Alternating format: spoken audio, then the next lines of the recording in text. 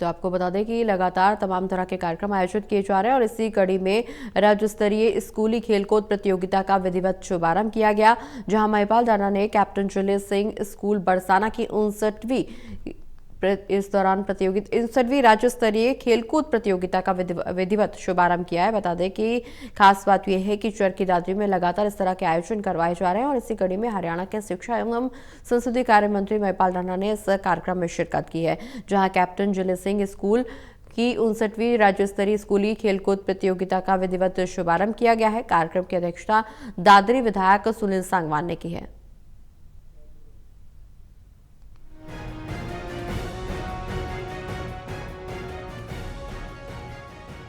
चरखी दादरी में हरियाणा के शिक्षा एवं संसदीय कार्य मंत्री महिपाल ढांडा पहुंचे।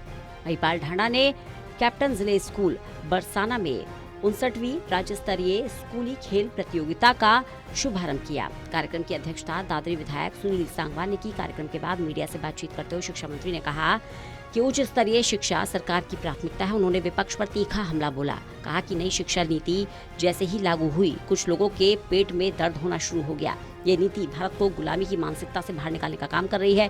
कुछ लोग चाहते थे भारत हमेशा वही इतिहास पढ़ता रहे जो गुलामी की सोच में जकड़ा हुआ था। नई शिक्षा नीति पूरी तरह से बदल गई है। जब ये नई राष्ट्रीय शिक्षा नीति हम लोगों ने लागू की, तभी अलग अलग किस्म के लोगों के पेट में मरोड़े होने शुरू हो गए। और आप क्या सोच रहे हैं, एजुकेशन को लेके जो तथाकथित लोग हैं, जो चाहते थे कि भारत कभी अपनी गुलामी की मानसिकता से बाहर ना निकले, इसलिए वही इस प्रकार के उत्पातों को करवा के देश में जो अराजकता का माहौल खड़ा करना चाहते हैं, उनके मंसूबे कभी पूरे नहीं हो सकते। वो चाहते हैं कि अभी भी हम लोग ये पढ़ें कि अकबर महान था, औरंगजेब महान था। अभी वो ये लोग चाहते हैं कि हम गुलामी की मानसिकता उसको पकड़ के रखें। देखिए 70-80 साल हो गए इस देश की आज़ादी को, और हमारे साथ जो देश आज़ाद हुए थे वो आज कहाँ से कहाँ पहुँच गए।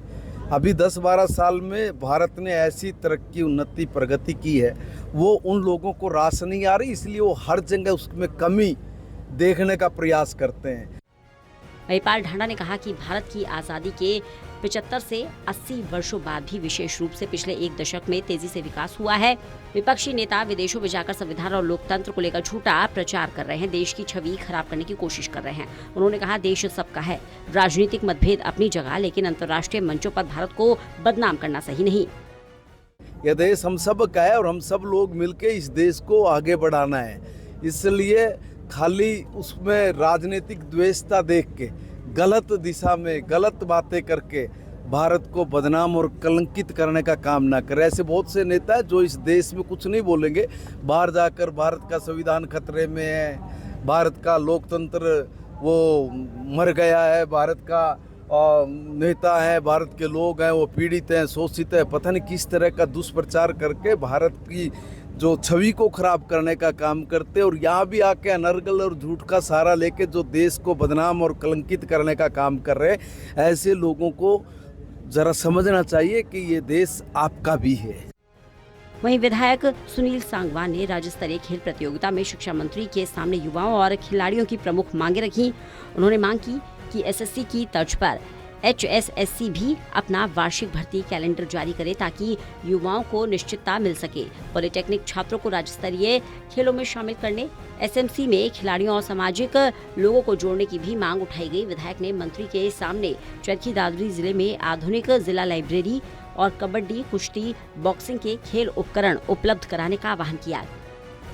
चरखी दादरी से प्रदीप साहू की रिपोर्ट।